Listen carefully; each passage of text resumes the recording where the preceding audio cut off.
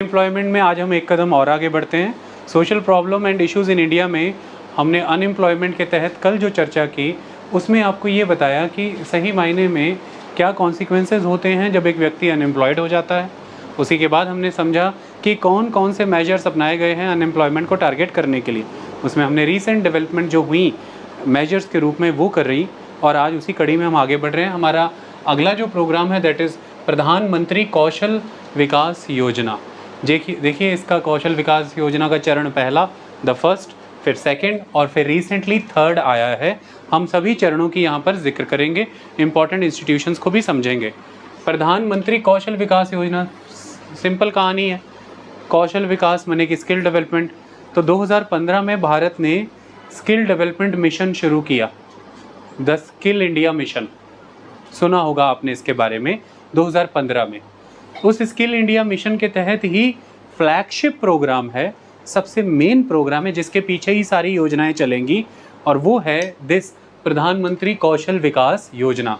ये एक फ्लैगशिप योजना है प्रधानमंत्री के स्किल इंडिया मिशन के अंदर। मतलब प्रधानमंत्री ने ये तय किया, देश की सरकार ने ये तय किया कि मिशन मोड में ही हम अनएम्प्लॉयमेंट को टारगेट करने के लिए स्किल्स इम्पार्ट करेंगे। एक मिशन, एक टारगेट मोड में चलेंगे। तो तभी ये टारगेट रखा गया।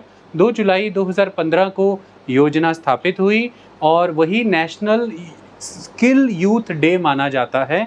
और तब ये हमने संकल्प लिया कि 2022 तक 40 करोड़ युवाओं को हम स्किल्स इम्पार्ट कर चुके होंगे। 40 करोड़। Okay, that's all. तो चलिए शुरुआत करते हैं। प्रधानमंत्री कौशल विकास योजना किस मिनिस्ट्री के तहत होगा?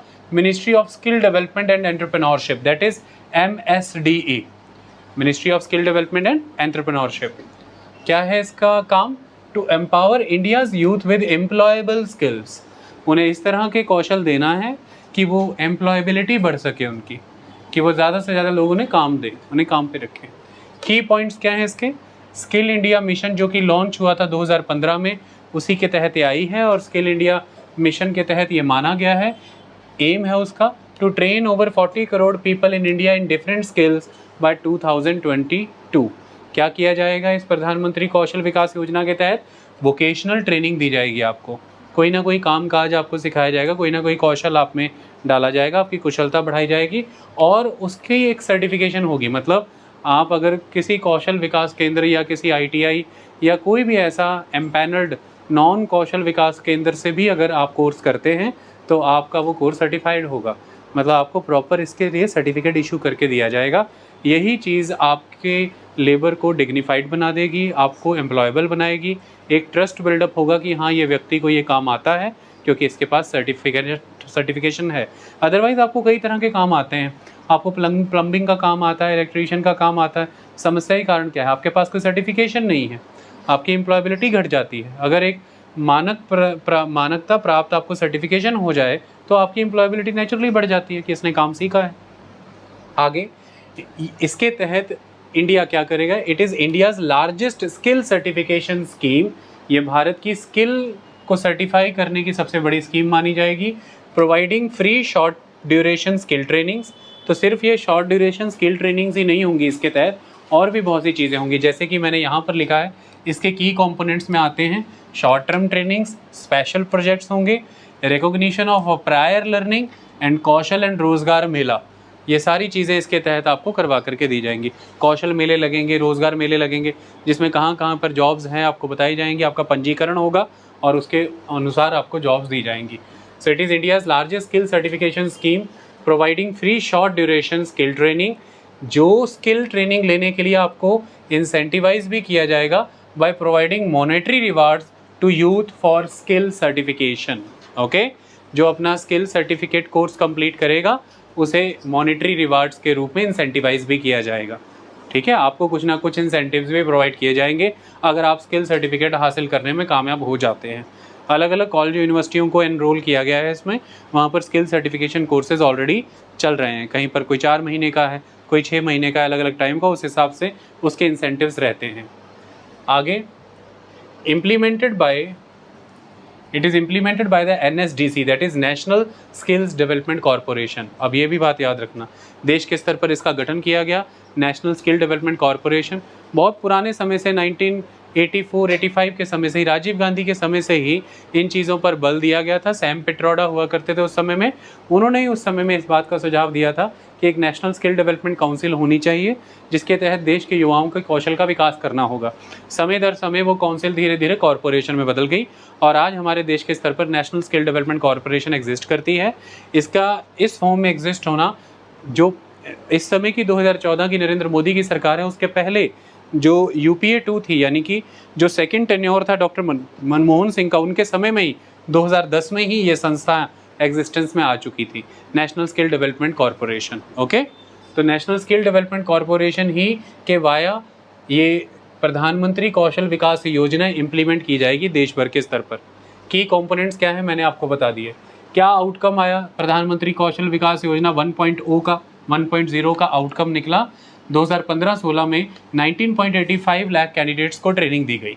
ये पहले चरण की सफलताएं आ गई। हमने स्केल बढ़ा दिया, प्रधानमंत्री कौशल विकास योजना 2.0 हमने स्केल अप किया, और उसमें क्या अप हुआ, हमने नए और सेक्टर्स ऐड किए, हमने जोग्राफिकली इसकी रीच को और बढ़ाया, यानी कि नए नए राज्यों, नए नए जिलों तक इसे लेकर के गए, यूनियन टेरिटरीज तक। और तीसरी चीज़, हमने इसकी ग्रेटर अलाइनमेंट की अदर मिशंस के साथ। देश के अंदर जैसे मेक इन इंडिया मिशन चल रहा था, स्वच्छ भारत अभियान चल रहा था, और startup stand up India programs चल रहे थे, उन सभी मिशंस के साथ इसको और बेहतर अलाइन कर दिया। ओके, तो एक तो greater alignment with the other missions, एक जोग्राफिकल रीच एक्सटेंड कर दी, और एक नए सेक्टर्स इसके तहत ऐड कर दिए गए। इन लेवल पर हमने इसका स्केल अप कर दिया। इस बार इसे इम्प्लीमेंट किया जाएगा 2 कंपोनेंट्स के वाया, ताकि और बेहतर रिजल्ट्स यील्ड किए जा सकें। वो 2 कंपोनेंट्स कौन से होंगे, इसको समझिए। पहला component centrally sponsored centrally managed, that is CSCM। Centre he sponsor कर रहा है, सेंटर ही मैनेज कर रहा है, मतलब ये एक सेंट्रली स्पॉन्सर्ड स्कीम है, ये आपको दिमाग में रख के चलना है। पहले कंपोनेंट में ये हो रहा है कि पैसा भी सेंटर का, मैनेजमेंट भी सेंटर की। टोटल जो 100% फंड हैं, उसमें से 75% फंड इस CSCM कंपोनेंट के वाया लगने हैं, यानी कि centrally sponsored centrally managed component के वाया टोटल फंड की 75% फंडिंग यूटिलाइज होगी टारगेट्स अचीव करने के लिए। तो this component was implemented by the NSDC, national skill development corporation.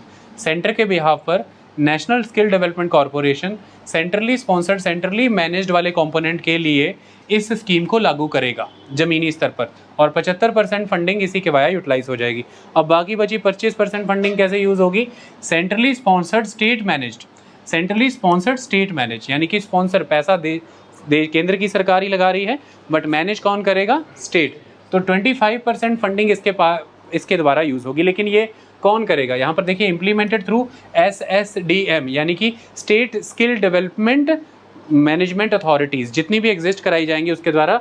यानी कि यहाँ पर नेशनल स्किल डेवलपमेंट कॉरपोरेशन था, यहाँ पर स्टेट की स्किल डेवलपमेंट अथॉरिटीज़ हैं। ओके, स्टेट वाले में स्टेट की स्किल डेवलपमेंट अथॉरिटीज़ इसे इंप्लीमेंट करेंगी, और सेंट्रली मैनेज्ड वाले में नेशनल स्किल डेवलपमेंट कॉरपोरेशन इसे इंप्लीमेंट करेगी। वहाँ 75% फंडिंग यूज़ होगी, यहाँ पर 25% फंडिंग यूज़ होगी। हमें इससे कॉन्सेप्ट क्या समझ में आया, कॉन्सेप्ट ये समझ में आया कि जब हमने पहला स्टेप अपनाया था, पहली बार योजना आई थी, तब ये लार्जली सेंटर थी, सेंटर द्वारा स्पॉन्सर्ड थी, सेंटर द्वारा ही मैनेज थी। अब हमें धीरे धीरे इसे डिसेंट्रलाइज करना है, इसे ग्रास रूट लेवल तक अगर लेकर के जाना है तो नए पार्टिसिपेंट्स इसमें लेकर के आने पड़ेंगे। तो दूसरे स्तर पर जैसे ही हम पहुँचे, हमने एक तो स्केल भी अप कर दिया, और दूसरा हम अब स्टेट लेवल पर इसे मैनेज करने के लिए प्रबंध कर रहे हैं। 25% तक की योजना स्टेट लेवल पर मैनेज हो रही है, 25% तक की फंडिंग। तीसरे में ये और डिसेंट्रलाइज हो जाएगी, थर्ड तक जाते जाते ये और डिसेंट्रलाइज हो जाएगी। सेकेंड लेवल पर हमने क्या सफलता हासिल की, आउटकम आई कि पहले और सेकंड दोनों योजनाओं के अगर स्टेप अपना लें तो 1.2 करोड़ यूथ ट्रेंड कर दिया गया था। सेकंड स्टेप की कंप्लीशन तक 1.2 करोड़ यूथ को ट्रेनिंग दे दी गई थी, ये बहुत बड़ी बात थी। अब आ गया लेटेस्ट, द प्रधानमंत्री कौशल विकास योजना 3.0, launched in 717 districts in 28 states and union territories. 717 districts जो भारत में हैं उसके लेवल पर इसे लॉन्च किया गया।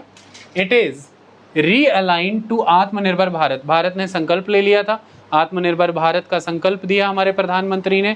लॉकडाउन के दौरान ये विचार आया और ये कहा गया that is vocal for the local. जब वोकल फॉर द लोकल की बात आई तो ये कोशिश हुई, हमने क्यों ये तीसरा स्टेप अपनाया, तीसरे चरण में इसे क्यों लेकर के आए?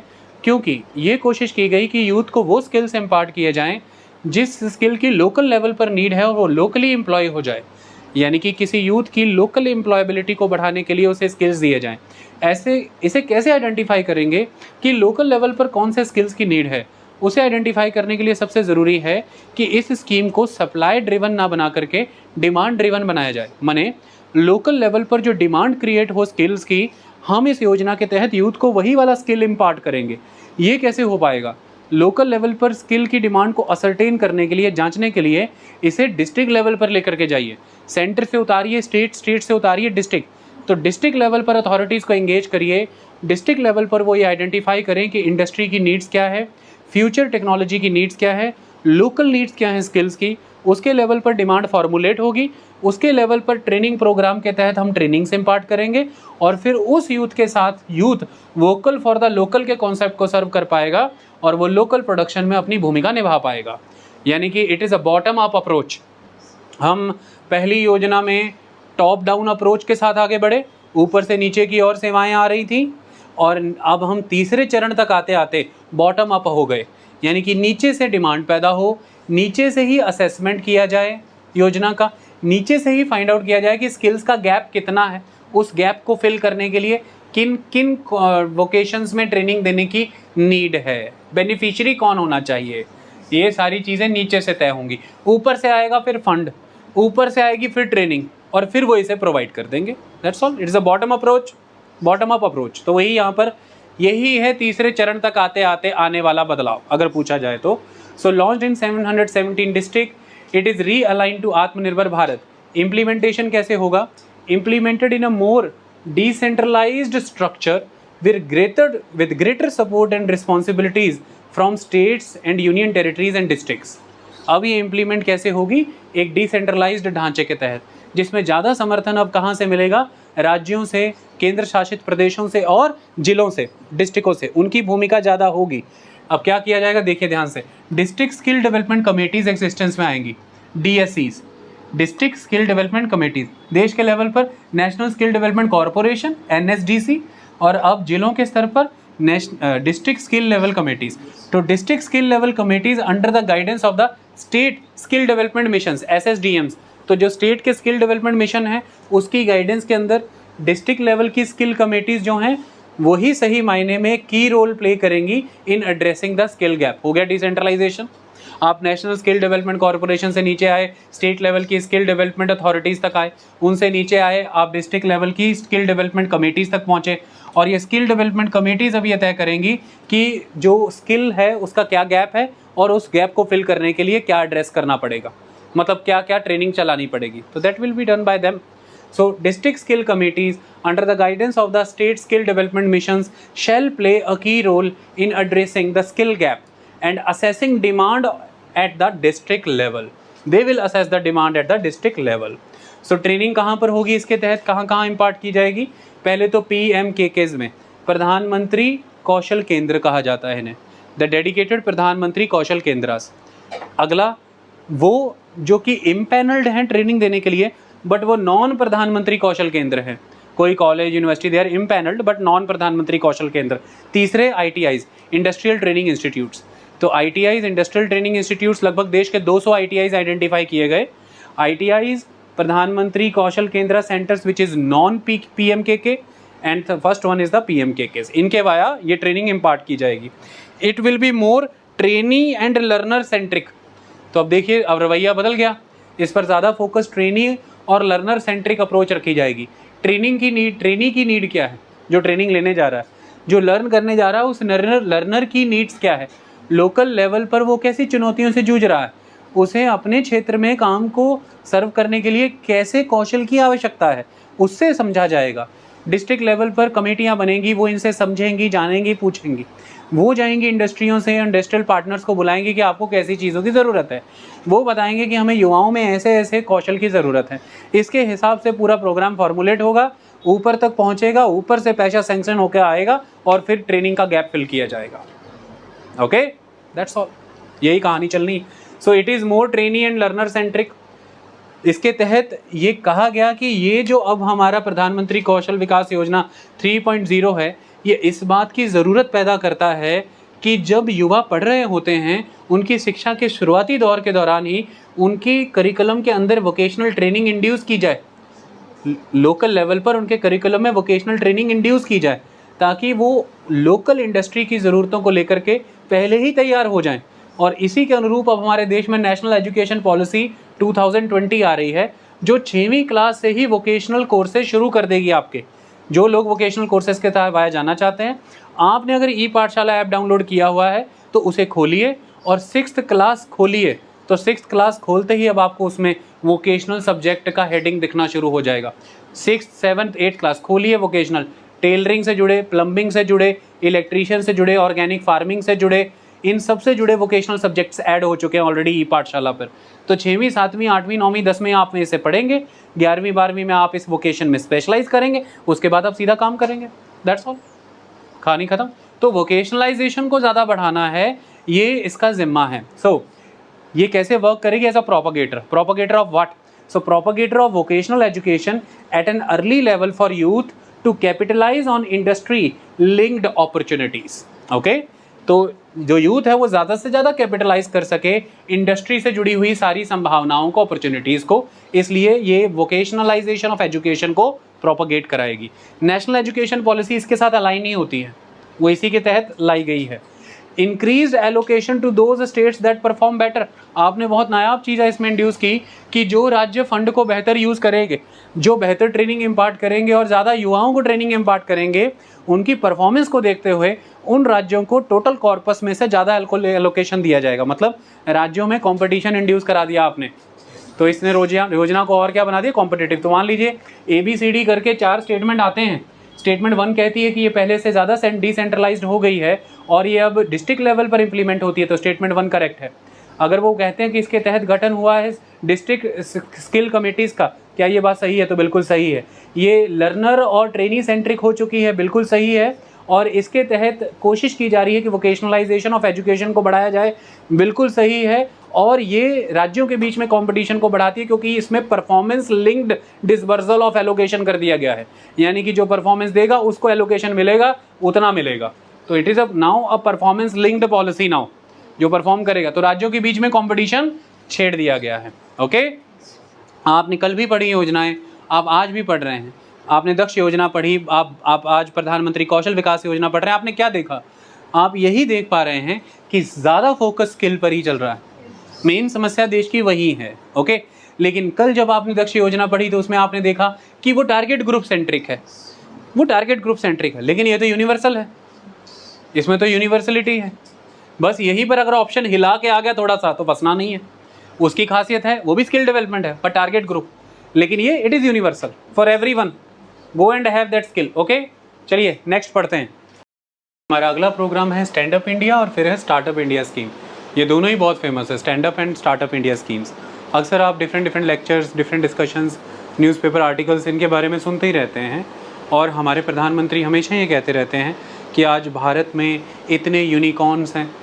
यूनिकॉर्न्स का मतलब जिनका व्यापार किससे अबव चला गया है, किससे अबव चला गया है, 100 करोड़ से अबव चला गया है, उन्हें यूनिकॉर्न्स कहा गया है। ओके, वो अक्सर बताते हैं कि आज वर्ल्ड लेवल के 42 यूनिकॉर्न्स हमारे पास हैं, क्योंकि वो इस बात का श्रेय लेते हैं कि स्टार्टअप प्रोग्राम उनका विजन है, उन्होंने उसे शुरू किया और आज उसकी सफलता का श्रेय उन्हें जाता है, ऐसा वो मानते हैं। चलिए शुरुआत कर लेते हैं समझने की कि रोज़गार में इसका क्या योगदान है। Stand up India program, stand up, उठो खड़े हो जाओ, काम काज करो, तुम्हें स्टैंड होने में हम तुम्हारी मदद करेंगे। अक्सर रिश्तेदारों से ये लाइनें घर वालों से सुनी होगी कि मुझे किसी ने कभी स्टैंड नहीं कराया, मैं स्टैंड होना चाहता था पर किसी ने सपोर्ट नहीं किया।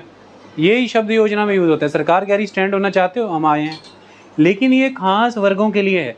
तो stand up India target program है जो पर्टिकुलर ग्रुप्स को टारगेट करता है। ये शेड्यूल कास्ट को, शेड्यूल ट्राइब को और वुमेन एंटरप्रेन्योर को टारगेट करता है, सबके लिए अवेलेबल नहीं है। बस ये चीज़ हमें दिमाग में रखनी है। स्टार्टअप इंडिया ऐसा नहीं है। ओके, चलिए समझते हैं दोनों की नेचर कितनी अलग है, दोनों किस किस ग्रुप को टारगेट कर रहे हैं, सरकार कैसे अलग अलग तरह से योजनाएं बना रही है। कौशल विकास की एक योजना जो टारगेट ग्रुप को टारगेट कर रही थी, PM दक्ष, फिर प्रधानमंत्री कौशल विकास की एक योजना जो सबको टारगेट कर रही है, क्योंकि एक यूनिवर्सल स्कीम है। उसके बाद भी we have a target group जिस तक हमें खास रूप में पहुंचना होगा, वरना फिर से उन्हें इन बड़े प्रोग्राम्स का लाभ नहीं मिलेगा। इसी तरह से यहाँ पर व्यापार में समर्थन देने के नाम पर भी फिर से एक खास योजना उनके लिए, लेकिन यहाँ पर नेचर का भी थोड़ा फ़र्क है, वो समझना ज़रूरी है। तो स्टैंड अप इंडिया स्कीम 2016 में ये शुरू हुई थी, फिर मिनिस्ट्री ऑफ फाइनेंस ने अब इसे बढ़ा दिया है, 2025 तक चलेगी है। तो stand up India scheme up to the year of 2025, it was launched in 2016। क्या काम है इसका? To promote entrepreneurship. तो ये तो गांठ बांध लीजिए कि इसका काम कोई जॉबें देना नहीं है, जॉब्स देना नहीं है, एंटरप्रेन्योरशिप को बढ़ाना है at the grass root level. Okay, बिल्कुल ज़मीनी स्तर पर जाकर के इसे काम करना है। तो कोई बहुत बड़े ह्यूमंगस लोन नहीं देने हैं इसमें, कोई बहुत बड़े बेनिफिशियरी नहीं चुनने हैं इसमें, एक लिमिटेड रेंज का लोन अमाउंट है और उसी तरह के टारगेट ग्रुप रखे गए हैं ताकि जो लोग बॉटम पर बैठे हैं, जो लोग मार्जिनलाइज्ड हैं, उन तक लाभ पहुंच सके। तो पहला तो कॉन्सेप्ट क्लियर हो गया कि स्टार्टअप का मेन एम एंटरप्रेन्योरशिप बढ़ाना है, that's all. Grass root level पर परिवर्तन लाना है, फोकसिंग ऑन इकोनॉमिक एम्पावरमेंट, आर्थिक रूप में सशक्त बनाना है, एंड जॉब क्रिएशन। जब आपका एंटरप्रेन्योरियल एक्टिविटी शुरू हो जाएगी, आप लोगों के लिए रोजगार पैदा करेंगे। Government will not create job, you will create job. जब आप बिजनेस लगा लेंगे तो आप नौकरियां देंगे लोगों को। तो जब इकोनॉमिक एम्पावरमेंट आपकी हो जाएगी, नेचुरली आप जॉब सीकर से जॉब क्रिएटर हो जाएंगे। मुझे अब तक याद है कि जब हम गए थे, मेरी जब कॉन्वोकेशन थी एक समय में कॉलेज में, तो उस टाइम पे मिस्टर नारायण मूर्ति चीफ गेस्ट के रूप में बुलाए गए थे हमारे गुरु नानक देव यूनिवर्सिटी में, और जिन्होंने मुझे मेडल दिया था हमारे उस समय के गवर्नर ऑफ पंजाब शिवराज सिंह पाटिल। उनका ये एक वक्तव्य था, ये कितनी पुरानी बात है, उनका मानना ये था, नारायण मूर्ति का भी मानना ये था कि कंट्री में एक बुनियादी समस्या है, वो ये है कि हम सब यहाँ पर कॉलेज में डिग्रियाँ ले रहे हैं जॉब लेने के लिए, हम जॉब सीकर्स बन रहे हैं, जबकि जितना बड़ा हमारा मुल्क है और जिस दिशा में हम जाना चाहते हैं, सोल्यूशन इसी में है कि हम जॉब क्रिएटर बने। जॉब सीकर के बजाय हम जॉब क्रिएटर बने, यानी कि हमें सेल्फ एम्प्लॉयमेंट की तरफ फोकस करना पड़ेगा। आज भी हमारी लेबर फोर्स को अगर मैं कामकाज वाइज बांटूँ तो जो मेजॉरली लेबर फोर्स है वो सेल्फ एम्प्लॉयड है, ये आपको पता होना चाहिए। ओके, हम अभी उसे आंकड़ों के हिसाब से देखेंगे। तो वही चीज़ यहाँ पर की जा रही है कि एंटरप्रेन्योरियल एक्टिविटी बढ़ाई जाएंगी, आप फर्दर जॉब क्रिएट करेंगे, पर जॉब क्रिएशन तो होगा। सो एंटरप्रेन्योरशिप देना है, इकोनॉमिक एम्पावरमेंट पर फोकस है, जॉब क्रिएशन पर फोकस है। एम क्या है इसका? To leverage the institutional credit structure to SC, ST and women. तो अब इसके तहत करना क्या है? मदद किस रूप में देनी है? संस्थागत रूप में आपको ऋण देना है, इंस्टीट्यूशनल क्रेडिट। ठीक है, बैंकों के via, bank are the institutions, बैंकों के वाया आपको लोन देना है, क्रेडिट। तो पहला काम एंटरप्रेन्योरशिप बढ़ाने हैं और दूसरा लोन के